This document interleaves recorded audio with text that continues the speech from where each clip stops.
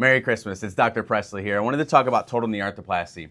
Obviously, I enjoy teaching, which is why I teach the orthopedic surgery residents, but I also enjoy teaching my patients. And one of my favorite things to do is to show them a model of a total knee arthroplasty, because I found there's a common misconception of what a total knee arthroplasty looks like. This is what it looks like. This is your bone here, you keep your ligaments here, and you keep your bone here. What I do is I just resurface the end of the femur by taking off a few millimeters of bone to be able to accept this metal cap. Same thing with the tibia. We just smooth down the top of the tibia by taking out all the arthritis, put a metal cap on the top of the tibia, and then that's polyethylene in the middle that acts like your new cartilage. So there's no more bone rubbing on bone. This is what the implant looks like. And what we do, the most common way to put in a knee replacement is with bone cement. Now, the implants from 20 years ago, we have registry data that shows that those implants last over 90% at 20 years.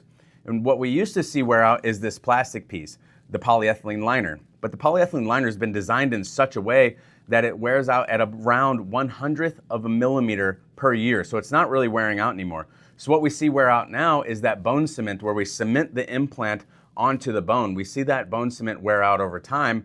So we've designed implants in such a way where we can do press-fit total knee arthroplasties, just like the total hip arthroplasties.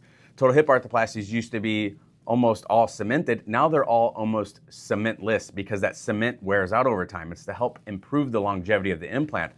So they've come up with a technology where they 3D print titanium that looks like bone, so your bone thinks it's bone, and it grows onto the implant to help improve the longevity of the implant.